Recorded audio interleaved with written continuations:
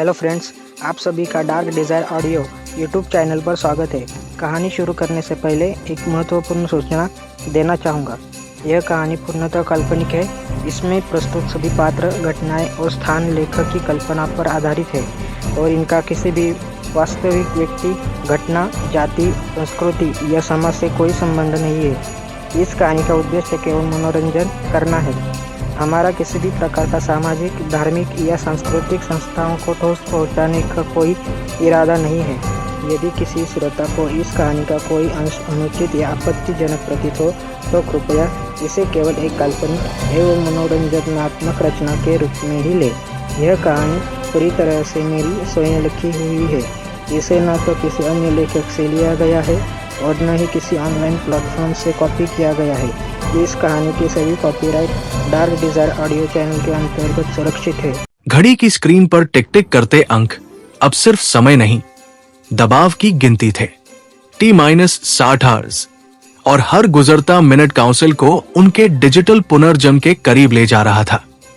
वीर कमरे में अकेला नहीं था, लेकिन उसके भीतर जो संघर्ष चल रहा था वो बिल्कुल निजी था। समुद्र के नीचे छिपे उस अंडर वाटर बेस की छवि अब सिर्फ लक्ष्य नहीं रही थी, वो एक प्रतीक बन चुका था उस साम्राज्य का जो खुद को अजेय समझता है। सुबह की मीटिंग लंबी चली। समुद्री घुसपैठ की योजना विस्तार से बनाई गई। इस बार सिर्फ डेटा चोरी नहीं, बल्कि कोर सिस्टम तक पहुंचना था। बेस की संरचना का अनुमान थर्मल सिग्नेचर और सोनार स्कैन से लगाया गया। 30 मीटर नीचे मुख्य द्वार, उसके बाद एक वर्टिकल शाफ्ट और फिर एक केंद्रीय हॉल जहां से ऊर्जा वितरण और कम्युनिकेशन नोड संचालित होता है। अगर वही स्विच बोर्ड है तो सिंक्रोनाइजेशन ट्रिगर वहीं से एक्टिव होगा। साइबर टीम ने भी समानांतर रणनीति तैयार की। जैसे ही फील्ड टीम पावर कोर तक पहुंचेगी, वे ओरियन कोर नोड में घुसकर डिजिटल ट्रिगर को निष्क्रिय करने की कोशिश करेंगे। ये एक सेकंड की भी देरी सहन नहीं करेगा। अगर नेटवर्क ने खतरा भांप लिया तो वो खुद को ऑटो डिस्ट्रक्ट मोड में डाल सकता है। वीर ने सभी को साफ कहा कि ये मिशन आधिकारिक नहीं है। अगर कुछ गलत हुआ तो उनका अस्तित्व नकार दिया जाएगा। कमरे में कुछ सेकंड की खामोशी रही, फिर हर चेहरा दृढ़ हो गया। वे जानते थे कि ये खेल व्यक्तिगत से कहीं आगे जा चुका है। उधर देश में तारा को एक सुरक्षित स्थान पर रखा गया था, लेकिन वीर का मन वही अटका हुआ था। कॉन्टिंजेंसी वी की लाइनें उसके दिमाग में घूम रही थी। अप्रत्यक्ष निष्क्रियकरण।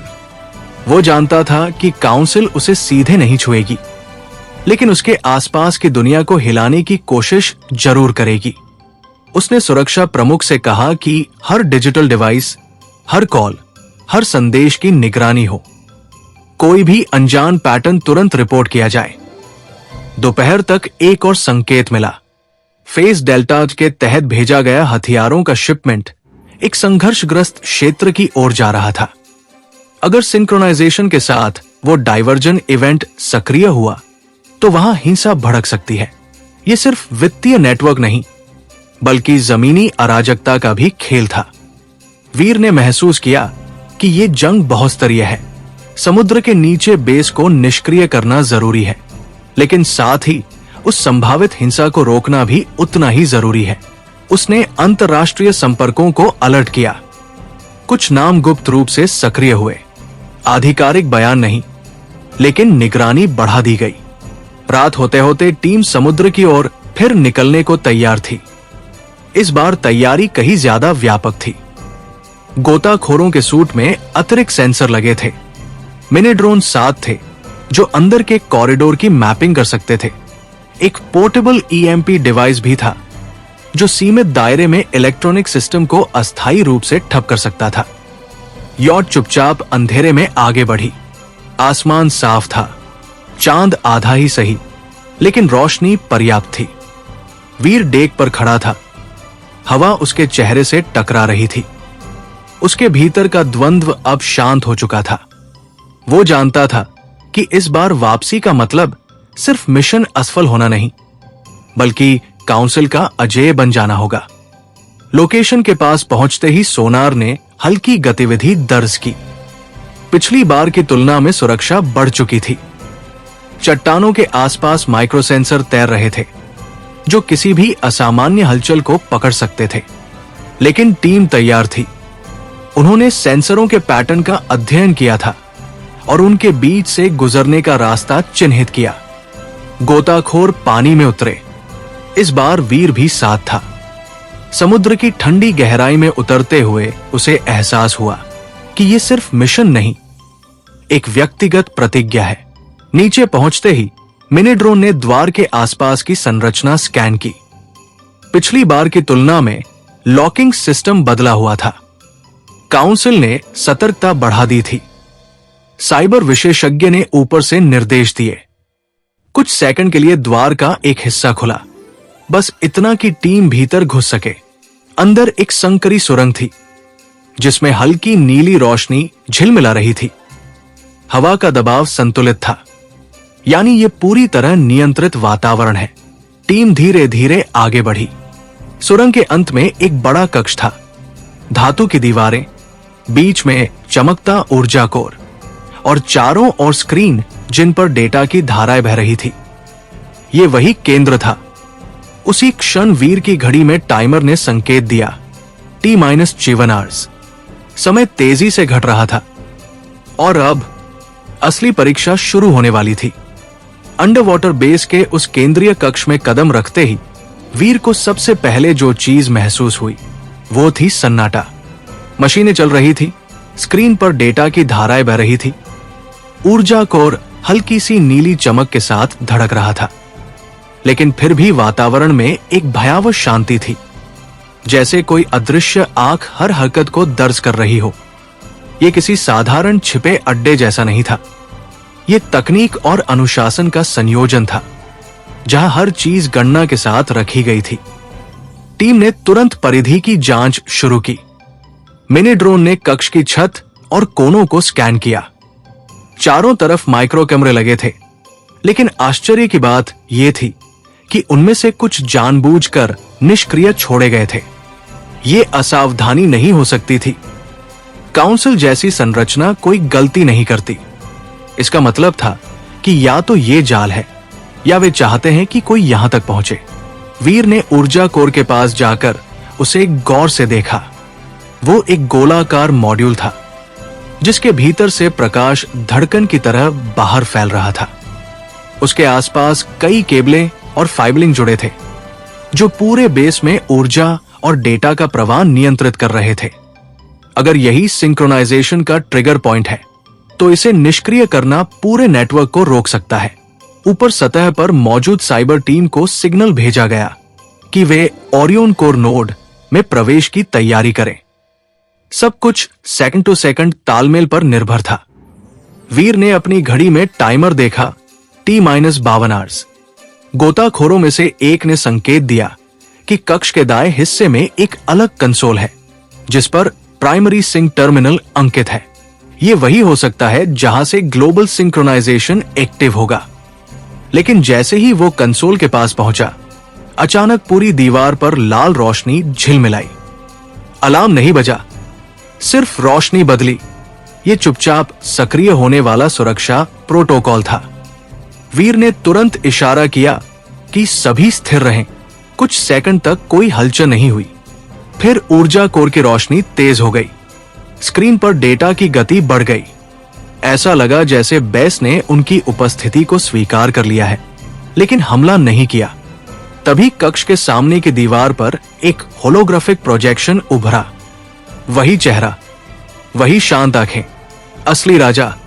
वो लाइव था या रिकॉर्डेड, ये तुरंत स्पष्ट नहीं था, लेकिन उसकी आवाज कक्ष में गूंज उठी। उसने कहा कि गहराई में स्वागत है वीर, तुम आखिरकार वहां पहुंच गए जहां बहुत कम लोग पहुंच पाते हैं। वीर ने कोई जवाब नहीं दिया। उसकी निगाहें स्क्रीन पर जमी थी।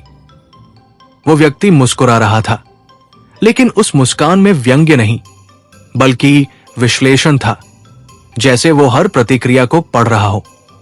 उसने कहा कि तुमने बहादुरी दिखाई है, लेकिन बहादुरी और बुद्धिमत्ता में फर्क होता है। सिंक्रोनाइजेशन को रोकना इतना आसान नहीं है। ये सिर्फ एक स्विच नहीं, एक प्रक्रिया है जो कई नोड से जुड़ी है।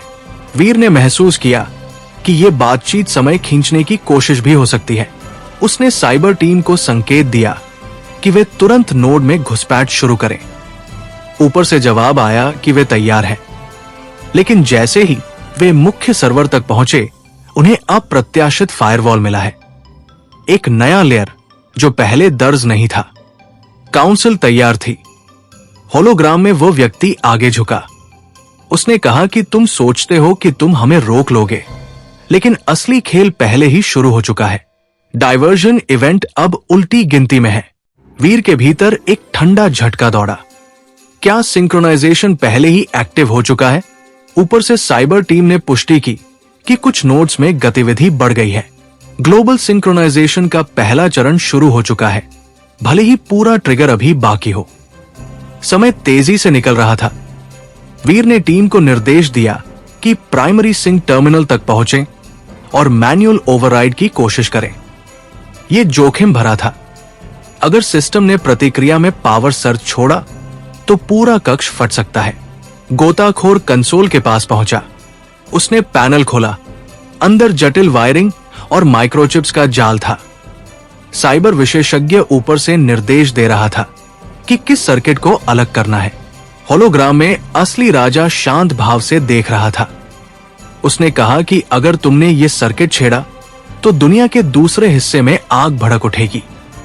ये धमकी नहीं, चेतावनी जैसी थी। वीर के दिमाग में फेज डेल्टा का हथियार ट्रांसफर घूम गया। क्या सिंक्रोनाइजेशन और डाइवर्जन इवेंट जुड़े हुए हैं? अगर यहां ओवरराइड किया तो कहीं और हिंसा ट्रिगर हो सकती है। यह शतरंज की अंतिम चाल जैसा था। एक चाल यहां और परिणाम कहीं और। वीर ने कुछ सेकंड आंखें बंद की।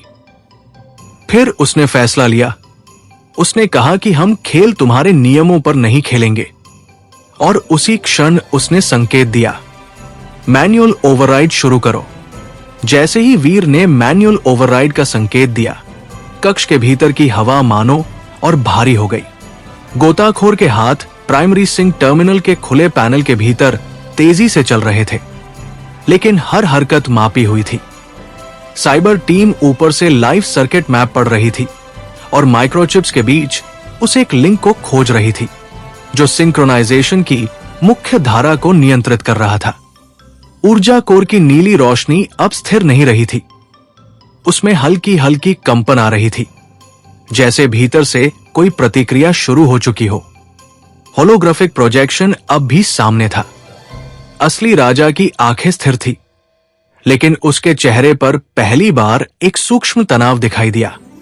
उसने कहा कि तुम समझते नहीं हो कि यह नेटवर्क सिर्फ डेटा का नहीं, संतुलन का है।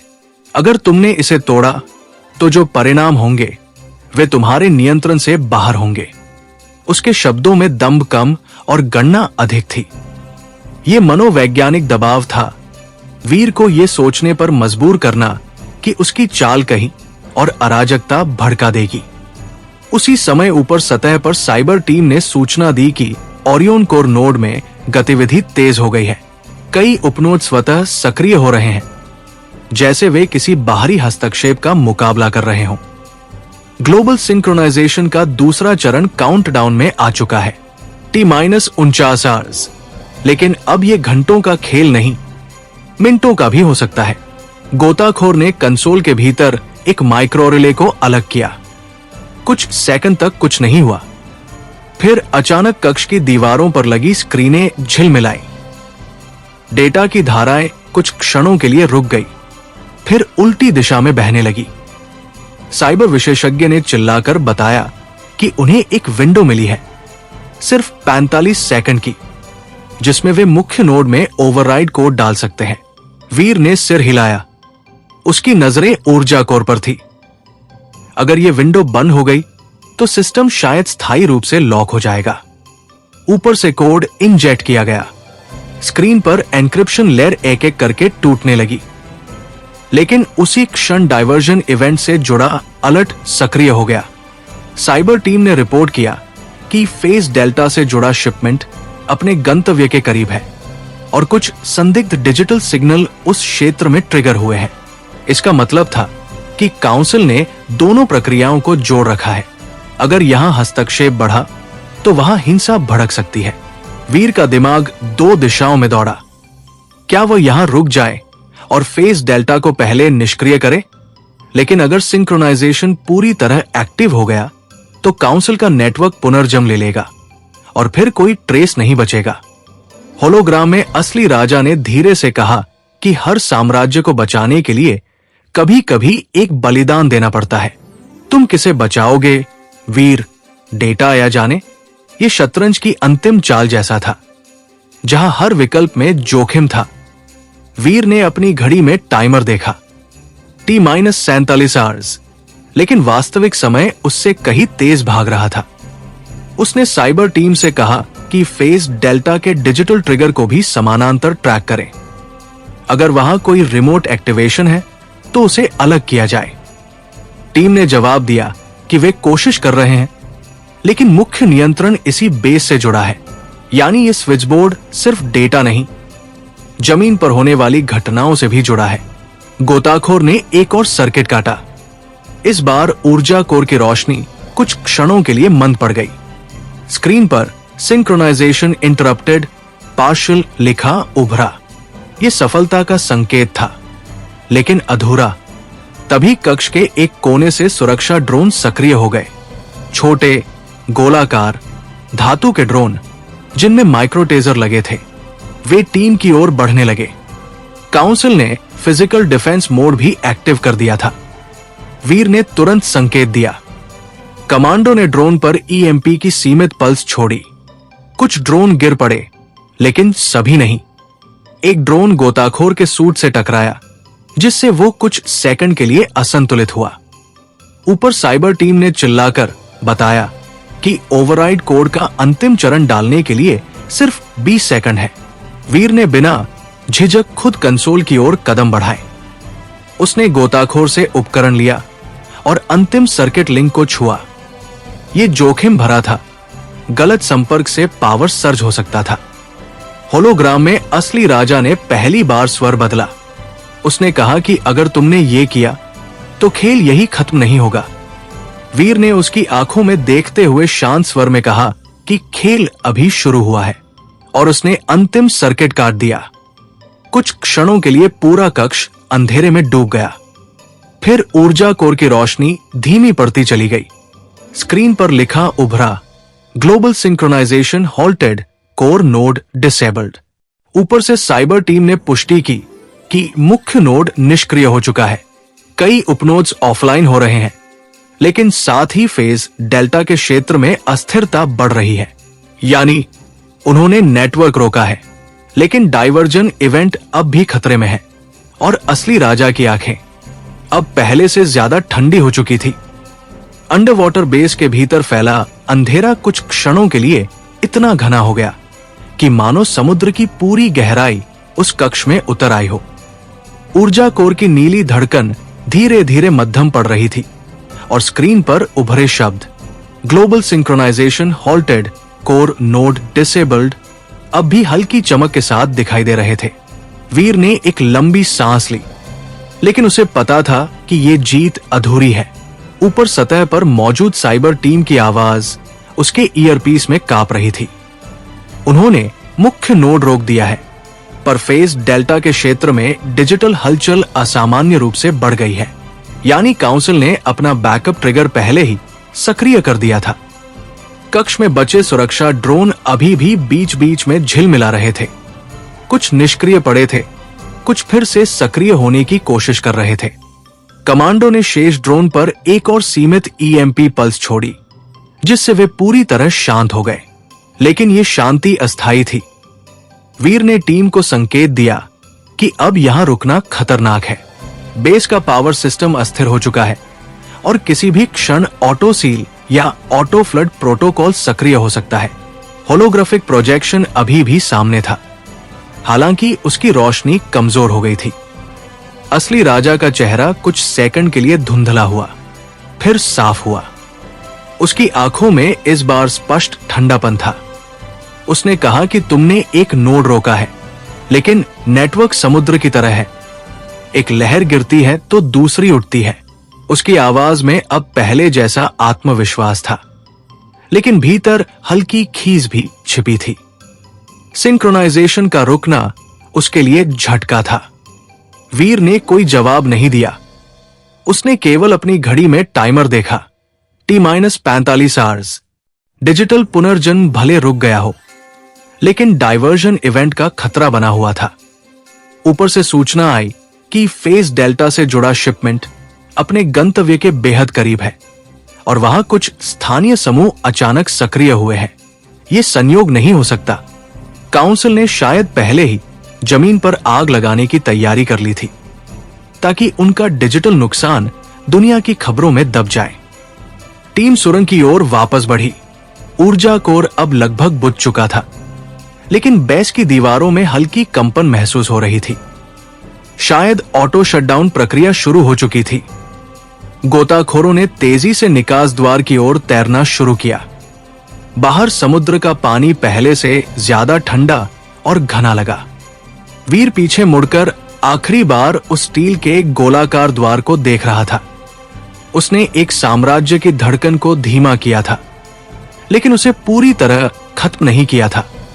सतह पर पहुंचते ही यॉट के डेक पर खड़े साइबर विशेषज्ञ ने राहत की सांस ली, लेकिन उसी क्षण उसके टैबलेट पर एक नया अलर्ट चमका। फेज डेल्टा क्षेत्र में डिजिटल सिग्नल अचानक कई दिशाओं में विभाजित हो गए हैं। इसका मतलब था कि डाइवर्जन इवेंट एकल घटना नहीं, बल्कि बहुबिंदु रणनीति है। अगर एक जगह रोका गया तो दूसरी जगह सक्रिय हो सकता है। वीर ने तुरंत अंतर्राष्ट्रीय संपर्कों को सक्रिय करने का आदेश दिया। कुछ देशों की एजेंसियां पहले से अलर्ट थी, लेकिन अब उन्हें स्पष्ट चेतावनी भेजी गई। ये आधिकारिक बयान नहीं था, ये गुप्त सहयोग का संकेत था। अगर फेज डेल्टा सफल हुआ तो काउंसिल ये दिखाने की कोशिश करेगी कि डिजिटल हमला नहीं, बल्कि स्थानीय संघर्ष जिम्मेदार है। यॉट तेजी से सुरक्षित जल सीमा की ओर बढ़ रही थी। समुद्र की लहरें अब तेज थी, जैसे प्रकृति भी इस तनाव को महसूस कर रही हो। वीर डेक पर खड़ा दूर क्षितिज को देख रहा था। उसने महसूस किया कि असली राजा ने उसे दो मोर्चों पर बांटने की कोशिश की, डिजिटल और भौतिक। उसने पहला मोर्चा जीत लिया था, लेकिन दूसरा अभी खुला था। कुछ मिनट बाद उसके फोन पर एक और एन्क्रिप्टेड संदेश आया। इस बार शब्द कम थे, लेकिन अर्थ भारी। तुमने लहर रोकी है, समुद्र नहीं। यह स्पष्ट था कि असली राजा हार मानने वाला नहीं है। वो अपनी चालें बदल सकता है, पर पीछे नहीं हटेगा। वीर ने संदेश पढ़कर फोन बंद कर दिया। उसके भीतर अब कोई संशय नहीं था। यह लड़ाई लंबी चलेगी। काउंसिल का नेटवर्क टूट चुका है, लेकिन पूरी तरह बिखरा नहीं। वे नई संरचना बनाने की कोशिश करेंगे, नए नामों के साथ, नए ठिकानों के साथ। सतह पर लौटते ही उसे खबर मिली कि फेज डेल्टा के संभावित गंतव्य पर स्थानीय सुरक्षा बलों ने संदिग्ध कंटेनरों को रोक लिया है। अभी पुष्टि बाकी है, लेकिन प्राथमिक संकेत यह है कि बड़ा विस्फोट टल सकता है। यह पूरी जीत नहीं, पर निर्णायक कदम था। रात फिर गहराने लगी। यॉट बंदरगाह के करीब थी। वीर ने महसूस किया कि उसने आज काउंसिल के साम्राज्य को पहली बार सीधा झटका दिया है, लेकिन असली राजा अभी भी कहीं है। शायद समुद्र के किसी और हिस्से में, शायद जमीन पर किसी नए किले में। उसने आसमान की ओर देखा। बादल छंट चुके थे और तारों की हल्की चमक दिख रही थी। ओरियन तारा मंडल दूर चमक रहा था, जैसे एक प्रतीक, गिरा नहीं पर डगमगाया हुआ। वीर जानता था कि यह अध्याय खत्म नहीं हुआ है, यह सिर्फ शुरुआत है, क्योंकि जब कोई साम्राज्य गिरने लगता है तो वह सबसे खतरनाक हो जाता है। बंदरगाह की ठंडी हवा में नमक और डीजल की गंध घुली हुई थी, लेकिन वीर के भीतर जो चल रहा था वो किसी भी समुद्री लहर से ज्यादा उथल पुथल भरा था। अंडर वाटर बेस निष्क्रिय हो चुका था, ग्लोबल सिंक्रोनाइजेशन रुक चुका था और फेज डेल्टा के संभावित विस्फोट को भी समय रहते रोक लिया गया था। कम से कम पहली लहर, पर यह जीत सीधी और साफ नहीं थी। ये ऐसी जीत थी जिसमें दुश्मन दिखाई नहीं देता, बस अपनी उपस्थिति का एहसास कराता है। सुरक्षित ठिकाने पर लौटते ही पूरी टीम एक बार फिर कंट्रोल रूम में इकट्ठी हुई। स्क्रीन पर विश्व मानचित्र फैला था और अलग अलग देशों में चमकते बिंदु ओरियन नेटवर्क के उपनोड्स को दिखा रहे थे। उनमें से कई अब ऑफलाइन थे, कुछ पूरी तरह मृत, कुछ आंशिक रूप से निष्क्रिय। यह स्पष्ट था कि कोर नोड के गिरते ही पूरी संरचना हिल गई है। लेकिन साइबर हेड ने एक नई बात रखी। कुछ उपनोड्स पूरी तरह बंद नहीं हुए हैं, वे स्लिप मोड में चले गए हैं। इसका मतलब है कि काउंसिल ने फेल सेफ सिस्टम रखा था। अगर मुख्य केंद्र गिर जाए तो नेटवर्क खुद को बिखेर दे और छोटी छोटी इकाइयों में बदल जाए। वीर ने स्क्रीन पर उन बिंदुओं को देखा। यह किसी ऑक्टोपस की तरह था, मुख्य शरीर घायल, लेकिन कई भुजाएं अब भी सक्रिय। उसी समय देश से एक और अपडेट आया। तारा जिस सुरक्षित स्थान पर थी, वहां साइबर घुसपैठ की कोशिश हुई थी। किसी ने उसके डिजिटल रिकॉर्ड्स, उसकी निजी पहचान और उसके पुराने बैंक अकाउंट तक पहुंचने की कोशिश की थी। यह सीधा हमला नहीं था, लेकिन यह संदेश साफ था। काउंसिल ने कॉन्टिंजेंसी वी पूरी तरह छोड़ा नहीं है। वीर के भीतर एक सख्त रेखा खिंच गई। उसने समझ लिया कि अब यह सिर्फ अंतर्राष्ट्रीय साजिश का मामला नहीं, बल्कि निजी सुरक्षा का भी युद्ध है। उसने सुरक्षा प्रमुख को स्पष्ट निर्देश दिया कि तारा की डिजिटल पहचान बदली जाए, उसके हर डिवाइस को 0 से रीसेट किया जाए और एक शैडो प्रोफाइल बनाया जाए ताकि किसी भी बाहरी सिग्नल को पहले से ट्रैक किया जा सके। कंट्रोल रूम में फेज डेल्टा की विस्तृत रिपोर्ट भी सामने आई। रोके गए कंटेनरों में भारी हथियार थे, लेकिन साथ ही कुछ रहस्यमयी इलेक्ट्रॉनिक मॉड्यूल भी। विशेषज्ञों ने अनुमान लगाया कि ये मॉड्यूल स्थानीय कम्युनिकेशन नेटवर्क को अस्थायी रूप से जाम कर सकते थे। यानी अगर हिंसा भड़कती तो प्रतिक्रिया देर से पहुंचती। काउंसिल का इरादा स्पष्ट था, डिजिटल पुनर्जन के साथ जमीन पर अराजकता। वीर ने महसूस किया कि असली राजा हार मानने वाला नहीं है। वो अब सीधी भिड़ंत से बचकर छाया में चला जाएगा। शायद वो खुद सामने ना आए, लेकिन उसकी चालें आएंगी। रात के दूसरे पहर एक अनपेक्षित सूचना मिली।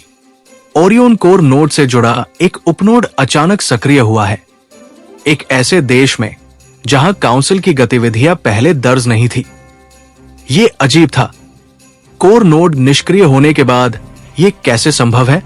साइबर टीम ने उस सिग्नल को ट्रेस किया। वो एक प्राइवेट सैटेलाइट चैनल से जुड़ा था, यानी असली राजा के पास बैकअप कम्युनिकेशन है, ऐसा चैनल जो कोर नोड से अलग है। यह खोज महत्वपूर्ण थी। अगर यह बैकअप चैनल सक्रिय है तो काउंसिल पूरी तरह टूटी नहीं है। वीर ने महसूस किया कि यह शतरंज की नई बिसात है। अब खेल समुद्र की गहराई से उठकर अंतरिक्ष की ऊंचाई तक पहुंच गया है। उसने तुरंत एक अंतर्राष्ट्रीय संपर्क से गोपनीय बातचीत की। प्राइवेट सैटेलाइट नेटवर्क की निगरानी आसान नहीं थी, लेकिन कुछ खामियां हर सिस्टम में होती है। उन्हें सिर्फ सही कोण से देखना पड़ता है। इसी बीच एक और चौंकाने वाली खबर आई।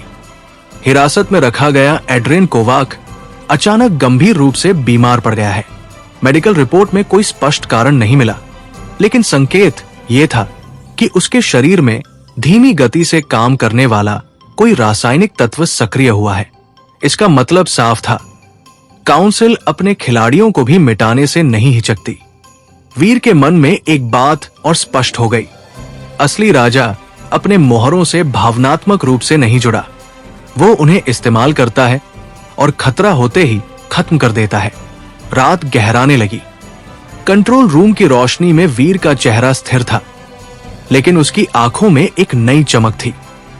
उसने स्क्रीन पर उस प्राइवेट सैटेलाइट सिग्नल को देखा। अगर कोर नोड गिर चुका है और बैकअप चैनल अब सक्रिय है, तो इसका मतलब है कि असली राजा अब अपनी अंतिम संरचना पर काम कर रहा है। वीर ने धीरे से कहा कि अब हमें ऊपर देखना होगा, सिर्फ जमीन और समुद्र नहीं। और उस क्षण कहानी ने एक नया आयाम ले लिया। रात के तीसरे पहर कंट्रोल रूम में फैली नीली रोशनी अब और भी ठंडी लग रही थी।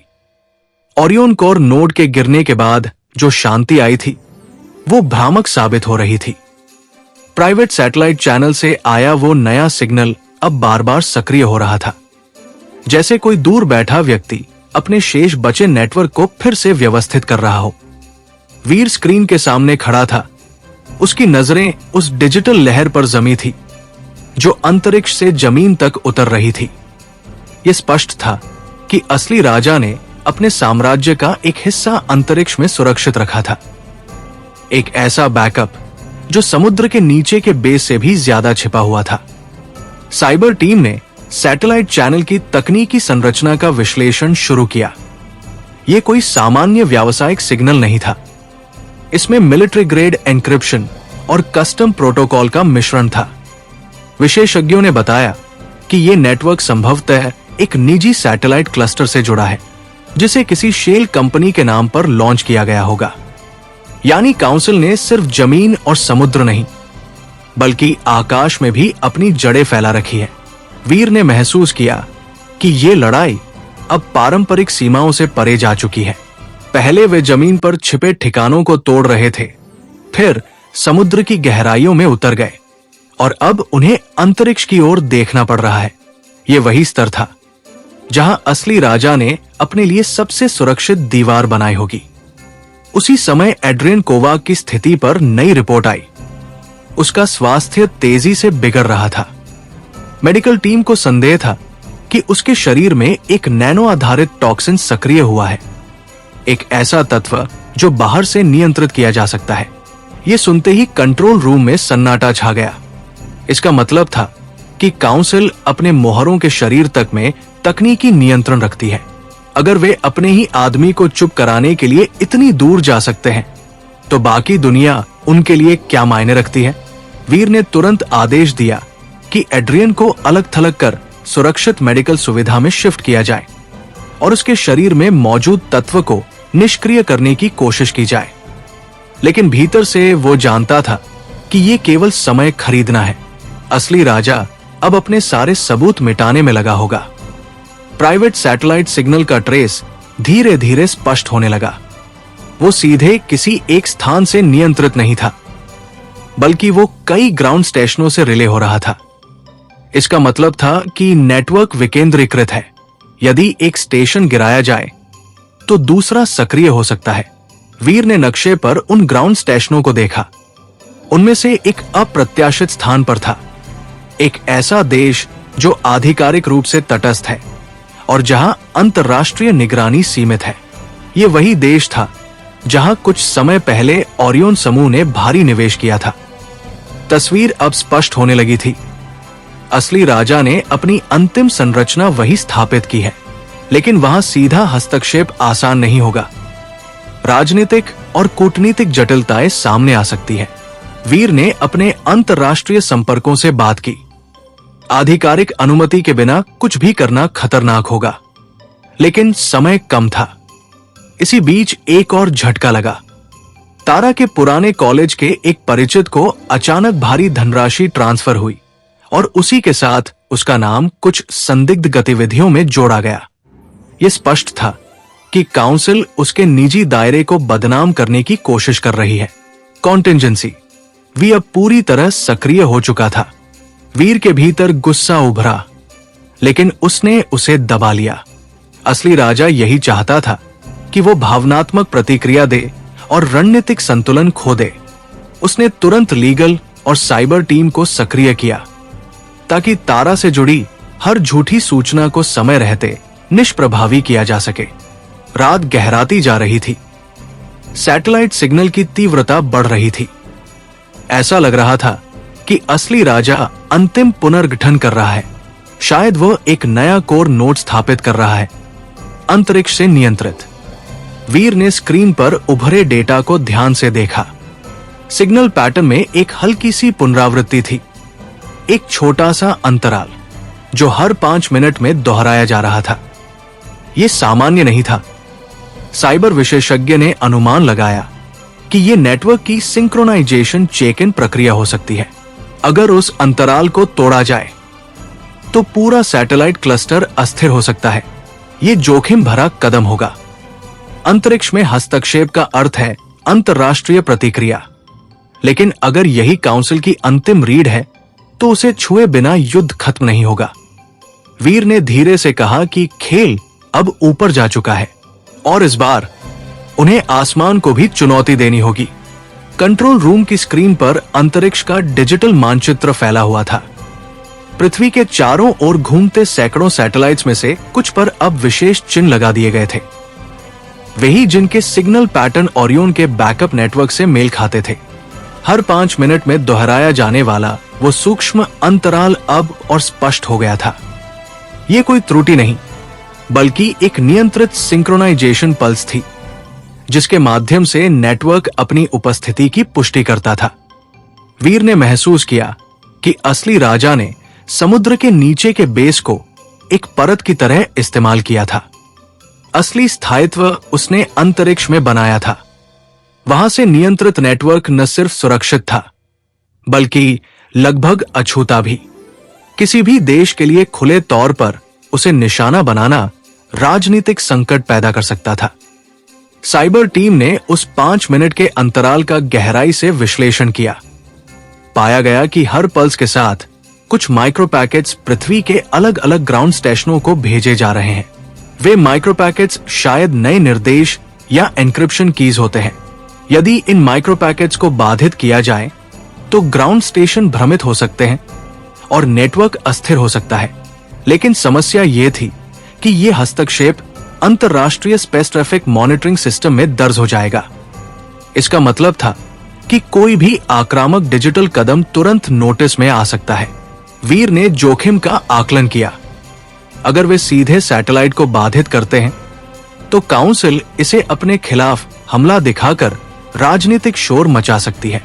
लेकिन अगर वे ग्राउंड स्टेशन के स्तर पर हस्तक्षेप करें तो ये तकनीकी गड़बड़ी जैसा दिख सकता है।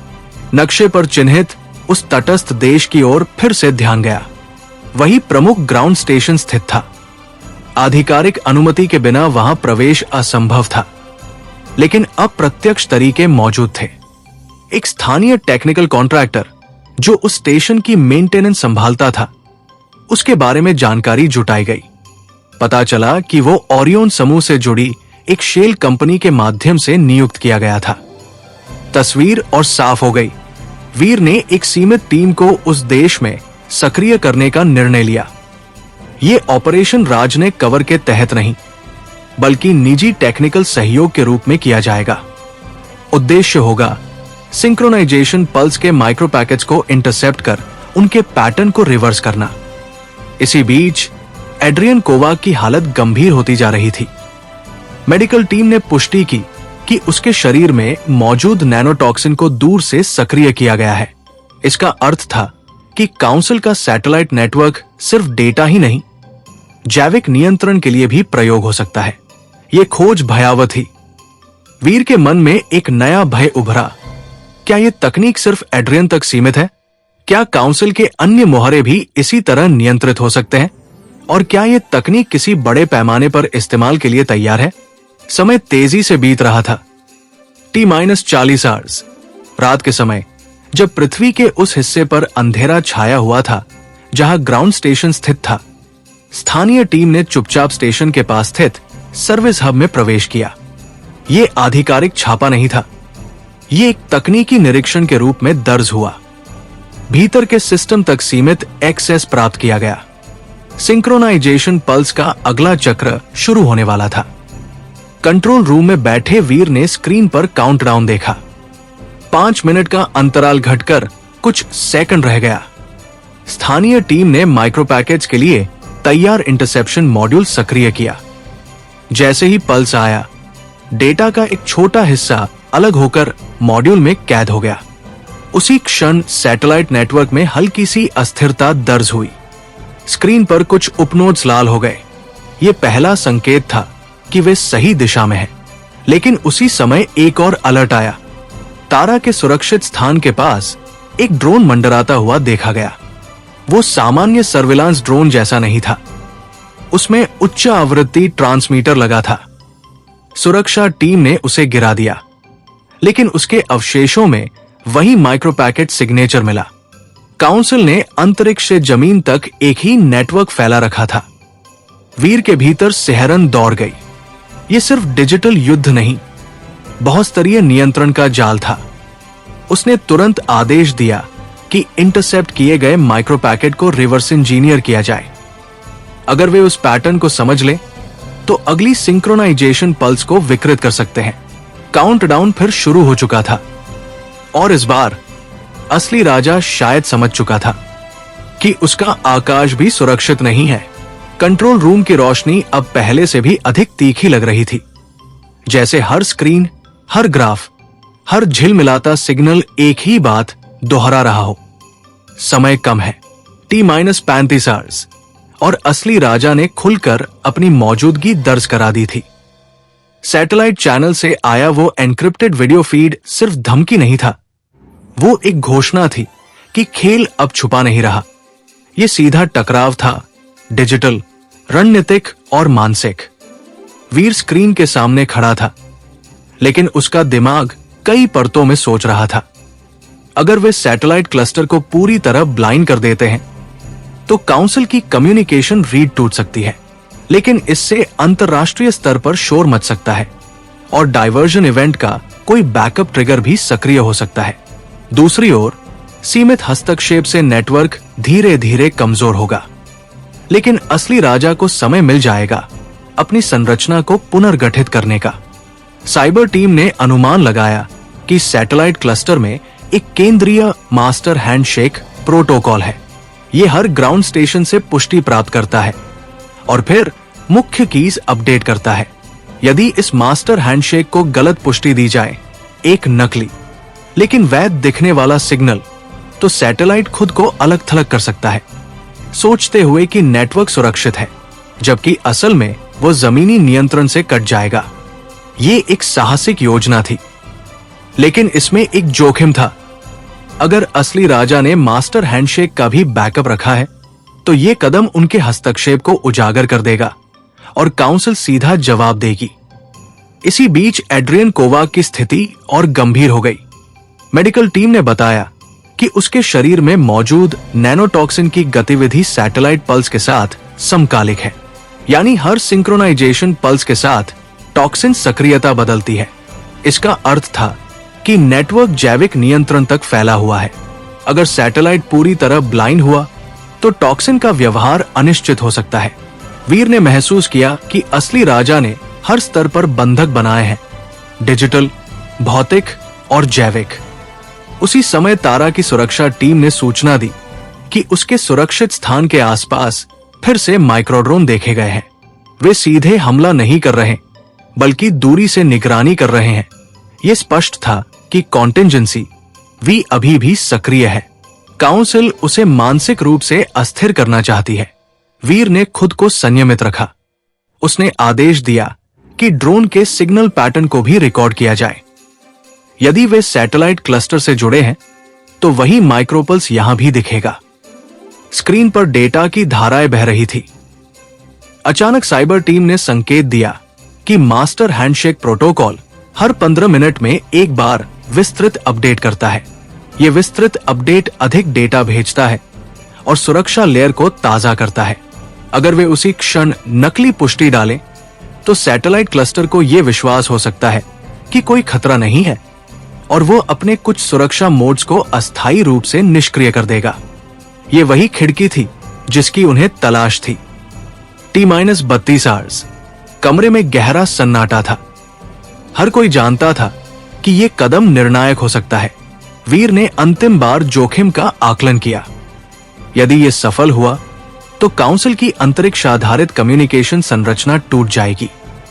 अगर असफल हुआ तो असली राजा तुरंत डायवर्जन इवेंट का दूसरा चरण सक्रिय कर सकता है।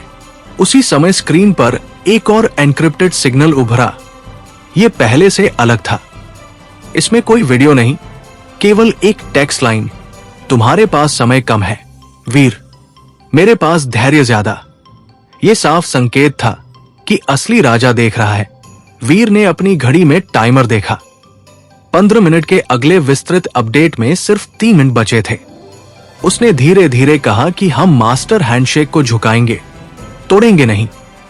यह रणनीति सीधी टक्कर नहीं, बल्कि भ्रम की थी। साइबर टीम तैयार हो गई। इंटरसेप्शन मॉड्यूल सक्रिय हुआ। नकली पुष्टि पैकेट तैयार किए गए, ऐसे कि वे वैध दिखें, लेकिन उनमें एक सूक्ष्म देरी डाली गई हो जो सैटेलाइट के आंतरिक समय संतुलन को अस्थिर कर दे। काउंटडाउन शुरू हुआ। 3, 2, 1 विस्तृत अपडेट पल्स आया और उसी क्षण नकली पुष्टि इंजेक्ट कर दी गई। स्क्रीन पर कुछ सेकंड के लिए कोई बदलाव नहीं हुआ। फिर अचानक सैटेलाइट क्लस्टर के 5 उपनोड्स एक साथ ब्लिंक हुए और मास्टर हैंडशेक का सिग्नल कुछ पल के लिए शांत हो गया। यह वही दरार थी जिसकी उन्हें तलाश थी। मास्टर हैंडशेक सिग्नल का कुछ सेकंड के लिए शांत हो जाना पूरे कंट्रोल रूम में एक अनकही सनसनी की तरह फैल गया। किसी ने आवाज नहीं की, लेकिन हर व्यक्ति की सांस थमसी गई थी। स्क्रीन पर सैटेलाइट क्लस्टर के 5 उपनोड्स एक साथ झिलमिलाए और फिर हल्के पीले रंग में बदल गए। यह संकेत था कि वे अस्थायी रूप से अस्थिर हैं, लेकिन पूरी तरह ऑफलाइन नहीं। वीर ने महसूस किया कि यह दरार बहुत छोटी है, लेकिन अगर सही दिशा में दबाव डाला जाए तो यह पूरी दीवार गिरा सकती है। साइबर टीम ने तुरंत विश्लेषण शुरू किया।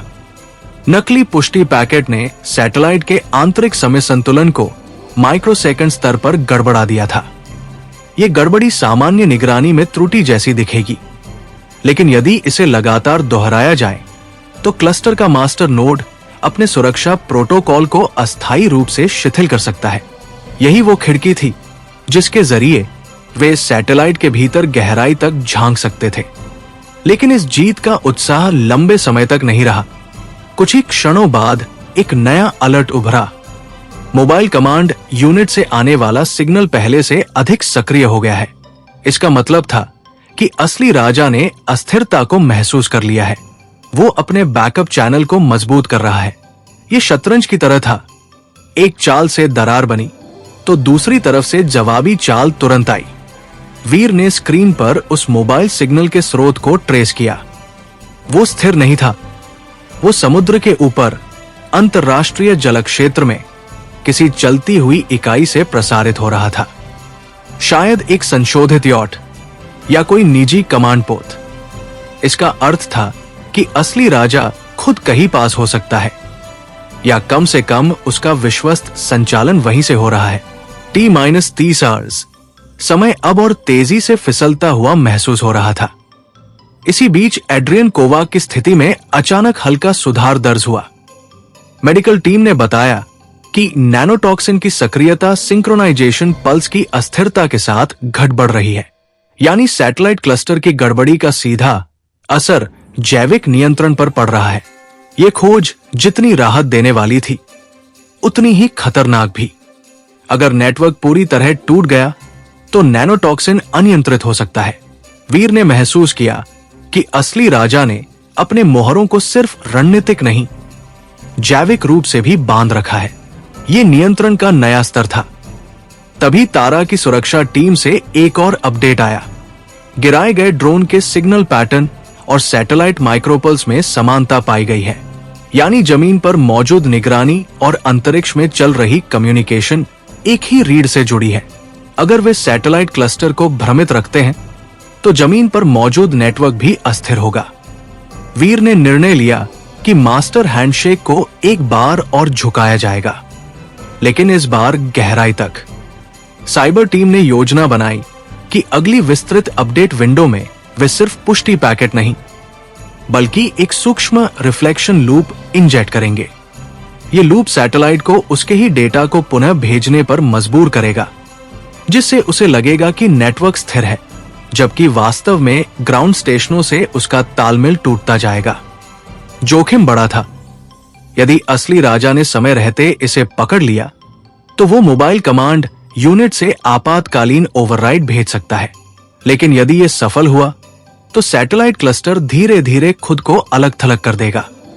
काउंटडाउन फिर शुरू हुआ। कंट्रोल रूम में किसी ने कुर्सी तक नहीं हिलाई।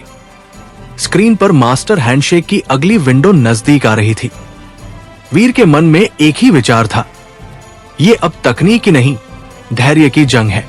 असली राजा के पास संसाधन है, लेकिन उसके पास भी सीमित समय है। अगर नेटवर्क अस्थिर होता गया तो उसे खुद सामने आना पड़ेगा।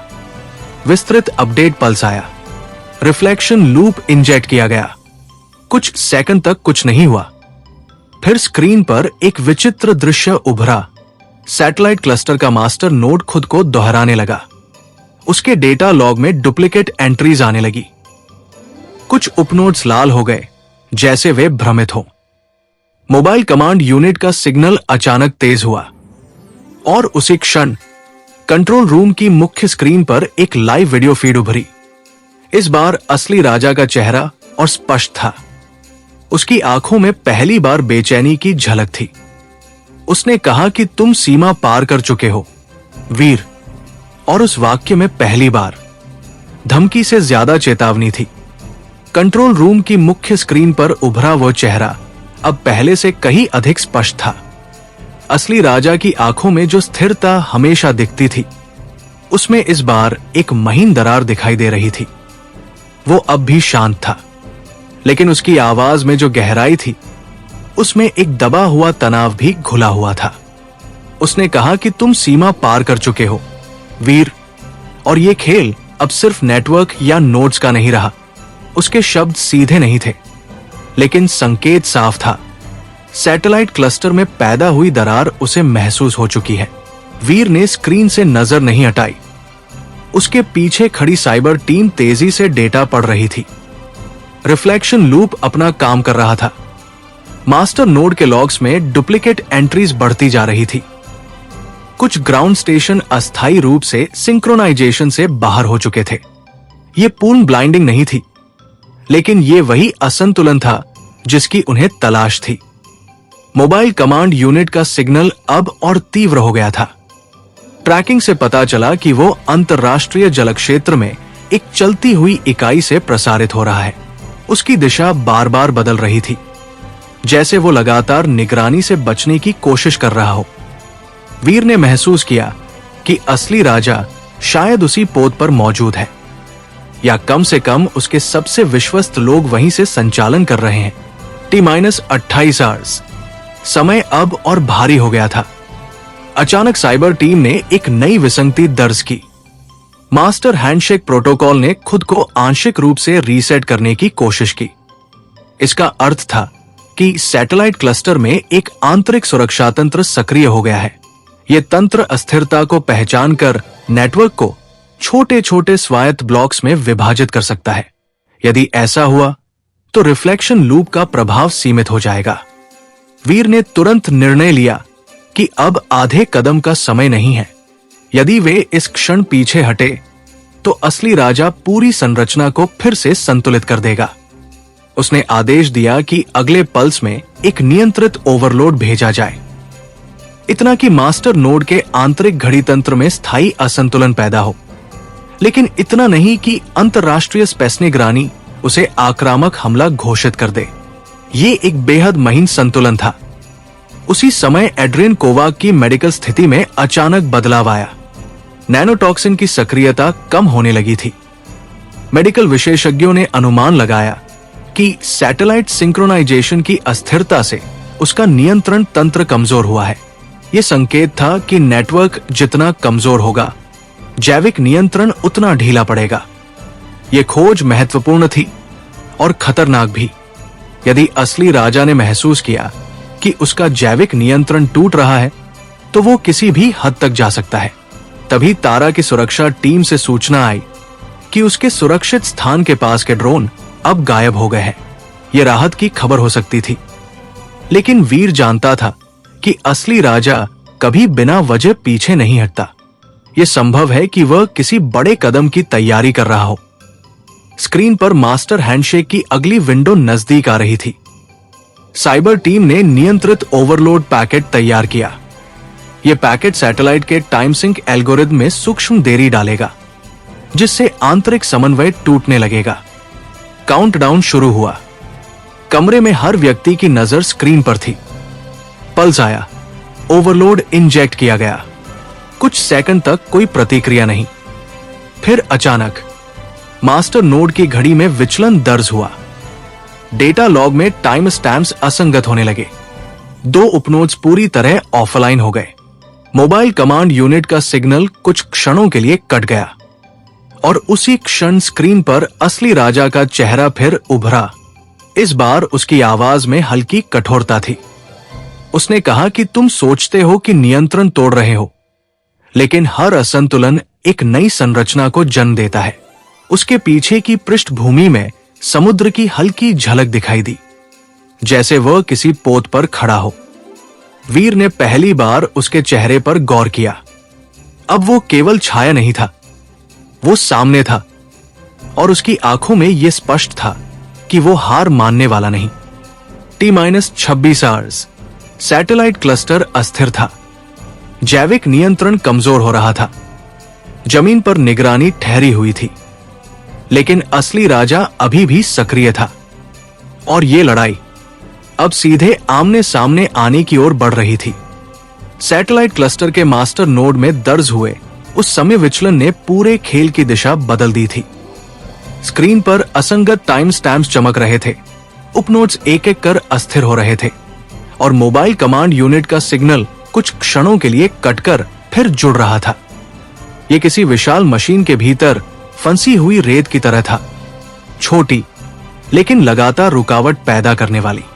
वीर ने महसूस किया कि अब यह सिर्फ डिजिटल रणनीति नहीं रही, यह धैर्य और दबाव का युद्ध है। असली राजा सामने आ चुका है और उसके चेहरे पर अब केवल चुनौती नहीं, सावधानी भी दिखाई दे रही है। कंट्रोल रूम में मौजूद हर विशेषज्ञ अपनी अपनी स्क्रीन पर झुका हुआ था। रिफ्लेक्शन लूप और नियंत्रित ओवरलोड के संयोजन ने सैटेलाइट के आंतरिक घड़ी तंत्र को असंतुलित कर दिया था। मास्टर हैंडशेक प्रोटोकॉल अब नियमित नहीं था, उसकी आवृत्ति बदल रही थी, कभी 5 मिनट, कभी 6, कभी 4। ये अनियमितता ग्राउंड स्टेशनों को भ्रमित कर रही थी। कुछ स्टेशन खुद को अलग कर रहे थे, कुछ दोबारा जुड़ने की कोशिश में थे। ये वही अराजकता थी जिसकी उन्हें आवश्यकता थी, लेकिन हर उपलब्धि के साथ खतरा भी बढ़ रहा था। साइबर टीम ने चेतावनी दी कि यदि असली राजा ने आपातकालीन ओवरराइड सक्रिय किया तो वो सैटेलाइट क्लस्टर को हार्ड रिसेट में डाल सकता है। इसका मतलब होगा कि कुछ मिनटों के लिए पूरा नेटवर्क ब्लैकआउट में चला जाएगा और उसी दौरान डायवर्जन इवेंट का कोई दूसरा चरण सक्रिय हो सकता है जो पूरी तरह जमीन आधारित हो। T-24 आवर्स समय अब किसी हथियार की तरह सिर पर लटका हुआ था। उसी क्षण मेडिकल टीम से खबर आई कि एड्रियन कोवाक की हालत स्थिर होने लगी है। नैनोटॉक्सिन की सक्रियता न्यूनतम स्तर पर आ गई है। यह स्पष्ट संकेत था कि सैटेलाइट सिंक्रोनाइजेशन के टूटने से जैविक नियंत्रण लगभग निष्क्रिय हो गया है। यह विजय का संकेत हो सकता था, लेकिन साथ ही एक खतरे का भी। यदि असली राजा ने देखा कि उसका जैविक तंत्र टूट रहा है तो वो सीधे भौतिक प्रतिक्रिया दे सकता है। तभी तारा की सुरक्षा टीम ने एक अप्रत्याशित सूचना दी। उसके सुरक्षित स्थान के आसपास समुद्र में एक अज्ञात पोत की हल्की गतिविधि दर्ज हुई है। वो आधिकारिक जहाज नहीं था और उसकी पहचान छिपी हुई थी। उसकी दिशा मोबाइल कमांड यूनिट के संभावित स्रोत से मेल खा रही थी। यह संयोग नहीं हो सकता। वीर के भीतर अचानक एक तीव्र स्पष्टता उभरी।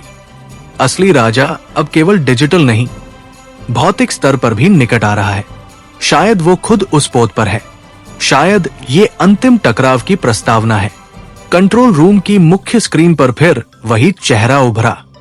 इस बार वीडियो फीड स्थिर नहीं था। पृष्ठभूमि में समुद्र की लहरें और हवा की आवाज स्पष्ट थी। असली राजा ने कहा कि तुमने मेरे नेटवर्क को झुकाया है वीर, लेकिन हर संरचना का एक मूल होता है। यदि मूल तक पहुंचना चाहते हो तो तुम्हें भी जोखिम उठाना होगा। उसके शब्द किसी पहेली की तरह थे, लेकिन उनका अर्थ साफ था। वो सामने आने को तैयार है। वीर ने स्क्रीन के सामने एक कदम आगे बढ़कर उत्तर दिया कि जोखिम वही उठाता है जिसे अपने उद्देश्य पर भरोसा हो। उसकी आवाज शांत थी, लेकिन भीतर ज्वाला थी।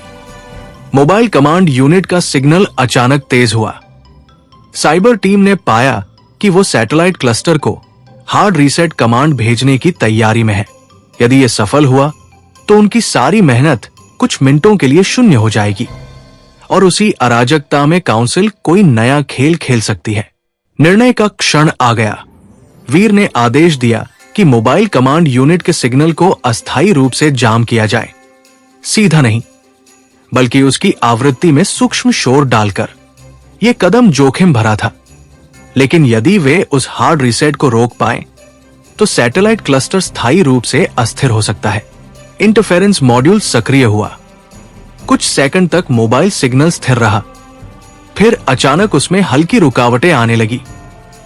स्क्रीन पर मास्टर नोड ने हार्ड रीसेट की कोशिश की, लेकिन टाइम सिंक पहले से असंतुलित होने के कारण कमांड पूरी तरह लागू नहीं हो सकी। 3 और उपनोड्स ऑफलाइन हो गए। अब सैटेलाइट क्लस्टर आधा अंधा था।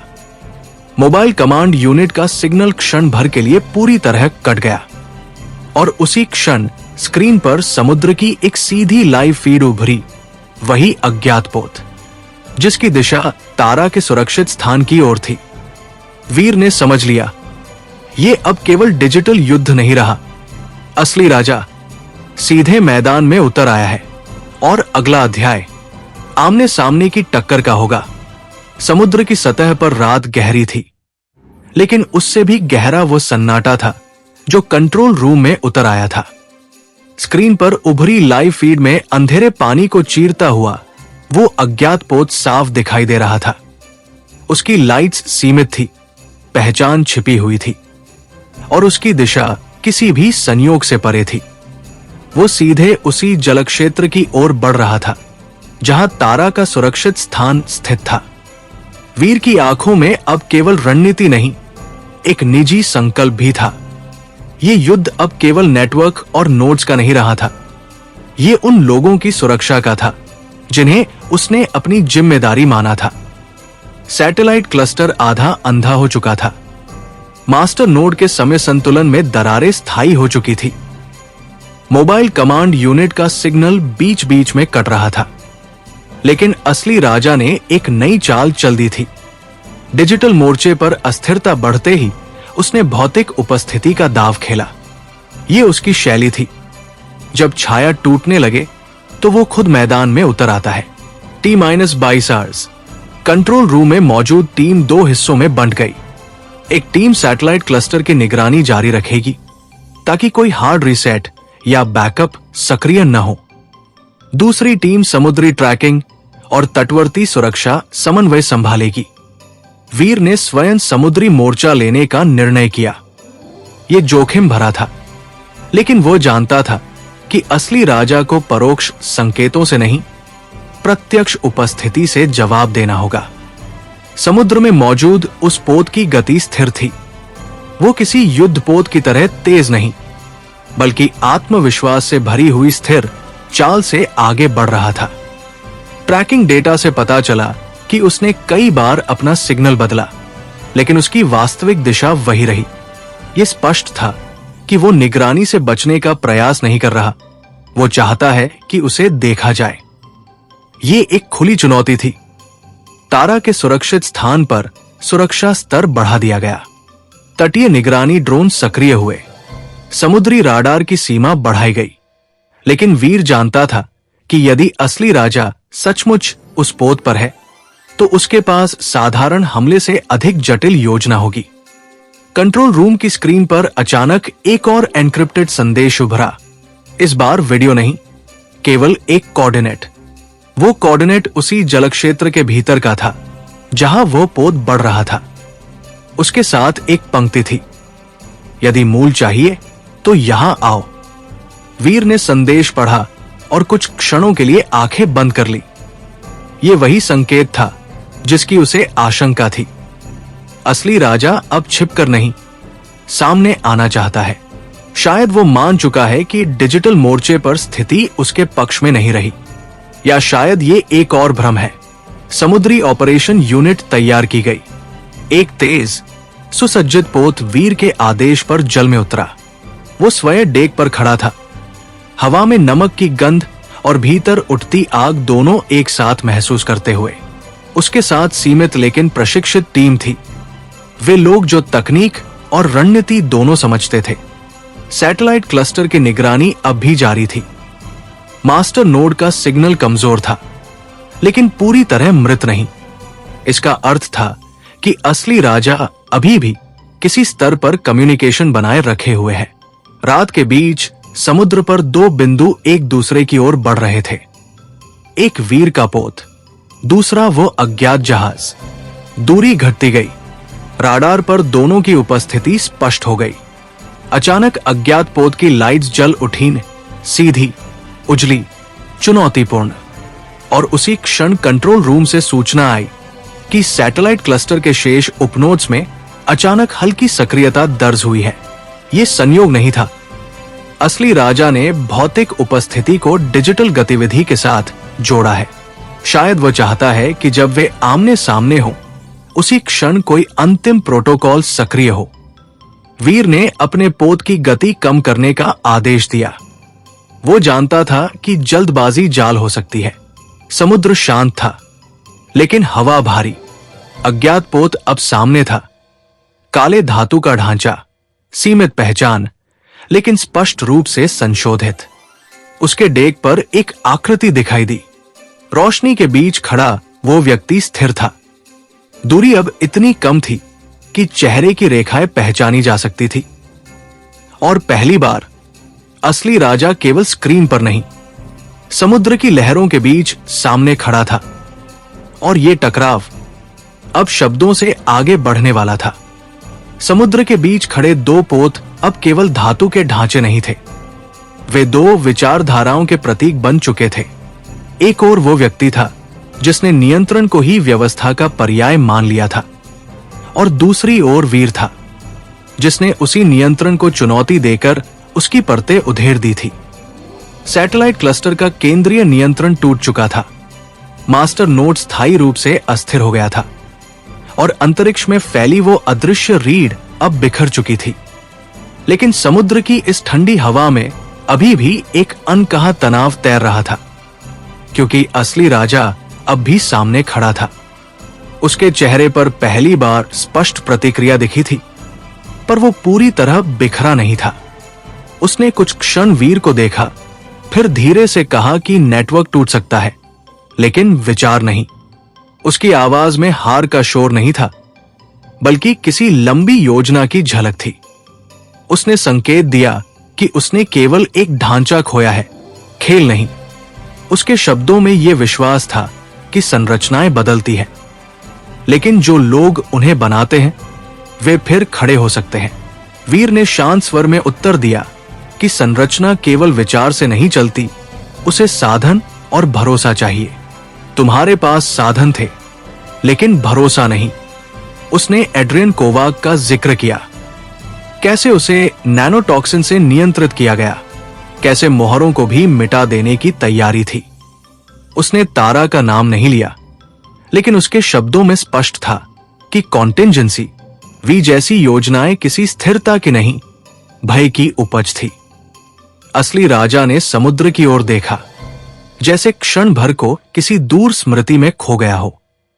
उसने कहा कि शक्ति हमेशा भय से जन्म लेती है, और दुनिया उसे स्वीकार करती है क्योंकि उसे विकल्प नहीं मिलता। उसका दावा था कि ग्लोबल सिंक्रोनाइजेशन केवल नियंत्रण का साधन नहीं था, बल्कि उन संघर्षों को रोकने का तंत्र भी था जिन्हें दुनिया देखती भी नहीं।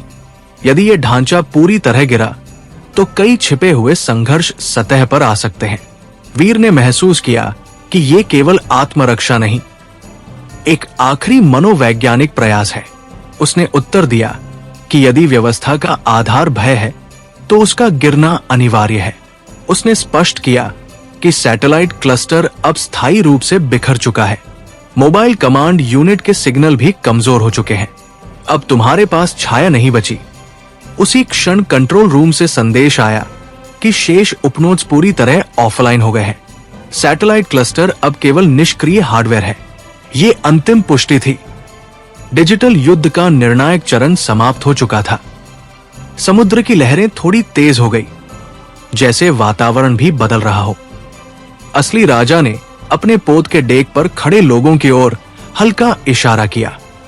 वे सतर्क थे, लेकिन किसी आक्रामक मुद्रा में नहीं। ये स्पष्ट था कि वो अभी गोलीबारी नहीं चाहता। शायद वो समझ चुका था कि डिजिटल आधार के बिना ये टकराव केवल प्रतीकात्मक रह जाएगा।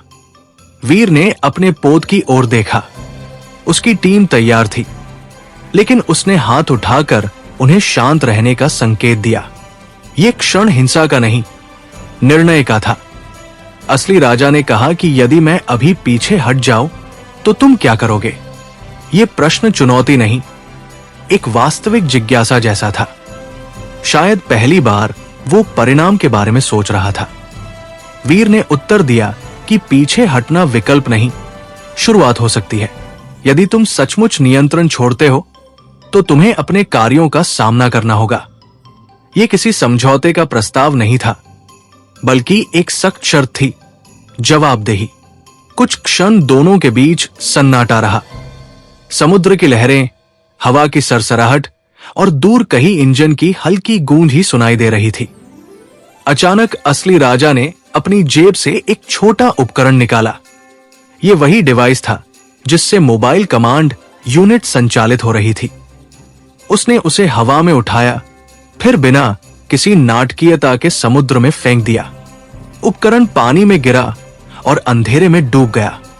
यह प्रतीकात्मक था, मोबाइल नियंत्रण समाप्त। उसने कहा कि हर साम्राज्य का अंत होता है, लेकिन हर अंत विनाश नहीं होता। उसके शब्दों में पहली बार स्वीकारोक्ति की हल्की आहट थी। वीर ने महसूस किया कि यह युद्ध केवल तकनीकी जीत नहीं, मनोवैज्ञानिक मोड़ भी है। लेकिन वो जानता था कि यह अंतिम अध्याय नहीं। असली राजा जैसा व्यक्ति पूरी तरह गायब नहीं होता, वो रूप बदलता है। दोनों पोत कुछ क्षण स्थिर रहे। फिर असली राजा ने अपने पोत को धीमे धीमे मोड़ने का संकेत दिया। उसका जहाज दिशा बदलने लगा, समुद्र के अंधेरे में दूर जाता हुआ। वीर डेक पर खड़ा रहा, उसकी नजरें उस दूर जाती आकृति पर टिकी थी। सैटेलाइट क्लस्टर टूट चुका था, मोबाइल कमांड यूनिट समुद्र में डूब चुकी थी, डिजिटल जाल बिखर चुका था। लेकिन यह स्पष्ट था कि कहानी अभी खत्म नहीं हुई, क्योंकि असली युद्ध अब विश्वास और परिणामों के बीच होने वाला है। समुद्र के अंधेरे में दूर जाता हुआ वो पोत धीरे धीरे रोशनी की सीमा से बाहर निकल रहा था, लेकिन उसके पीछे छोड़ी गई लहरें अभी भी वीर के जहाज से टकरा रही थी। हवा में नमक का स्वाद अब उतना तीखा नहीं था जितना कुछ मिनट पहले था। जैसे समुद्र भी समझ गया हो कि अभी अभी जो हुआ वो केवल एक मुलाकात नहीं थी, बल्कि एक युग का अंत था। सैटेलाइट क्लस्टर बिखर चुका था, मोबाइल कमांड यूनिट समुद्र की गहराइयों में डूब चुकी थी, और वो व्यक्ति जिसने खुद को अदृश्य साम्राज्य का केंद्र बना लिया था, पहली बार पीछे हटता दिखाई दिया था। वीर डेक पर खड़ा रहा, जब तक कि सामने का पोत केवल एक धुंधली परछाई बनकर क्षितिज में खो नहीं गया। उसकी टीम उसके पीछे चुपचाप खड़ी थी।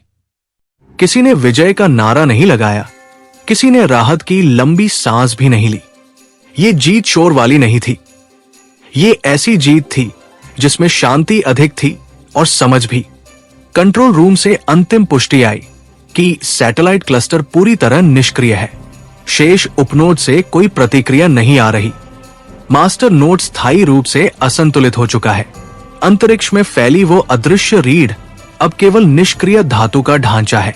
डिजिटल जाल जिसने देशों, व्यक्तियों और संरचनाओं को जोड़कर एक छाया साम्राज्य बनाया था, अब टूट चुका है। लेकिन हर संरचना के टूटने के साथ एक खाली जगह बनती है, और वही खाली जगह सबसे खतरनाक होती है। वीर के मन में यही विचार घूम रहा था। असली राजा ने उपकरण समुद्र में फेंक दिया था, लेकिन क्या उसने अपने इरादे भी छोड़ दिए हैं, या ये केवल समय खरीदने की चाल है? वो जानता था कि ऐसे लोग हार मानने के बजाय दिशा बदलते हैं। शायद वो अब छाया में नहीं, किसी और रूप में सामने आएगा। शायद राजनीति के भीतर, शायद व्यापार के जरिए, या शायद किसी नए नेटवर्क के माध्यम से। पोत धीरे धीरे तट की ओर लौटने लगा। रात अब ढल रही थी। पूर्व दिशा में हल्की सी रोशनी उभरने लगी थी। यह भोर का संकेत था, और साथ ही एक नए अध्याय का भी। तारा के सुरक्षित स्थान से संदेश आया कि क्षेत्र शांत है। ड्रोन गतिविधि पूरी तरह बंद हो चुकी है। निगरानी में कोई असामान्य सिग्नल नहीं। एड्रियनकोवा की स्थिति स्थिर है। नैनोटॉक्सिन की सक्रियता लगभग 0 पर आ चुकी है। ये सब संकेत थे कि डिजिटल जाल टूटते ही जैविक और जमीन आधारित नियंत्रण भी कमजोर हो गया है। लेकिन वीर जानता था कि इस युद्ध की असली जीत केवल नेटवर्क तोड़ना नहीं, उसके परिणामों को संभालना है। जिन देशों और संरचनाओं पर ओरियन की छाया थी, वे अब अपने निर्णय खुद लेंगे। कुछ जगहों पर स्थिरता रहेगी, कुछ जगहों पर अराजकता उभरेगी। ये खाली स्थान नए गठबंधनों और नई चुनौतियों को जन्म देगा। तट के करीब पहुंचते पहुंचते सूरज की पहली किरणें समुद्र पर पड़ने लगी। पानी का रंग बदल गया। रात का अंधेरा धीरे धीरे पीछे हट रहा था। वीर ने महसूस किया कि यह दृश्य केवल प्रकृति का नहीं, प्रतीक का भी है। एक लंबी छाया हट चुकी है, लेकिन उजाले में खड़े होने का अर्थ है कि हर निर्णय अब खुलकर सामने आएगा। कंट्रोल रूम में लौटकर उसने पूरी टीम को एक साथ बुलाया। उसने कहा कि यह अंत नहीं, एक संक्रमण है।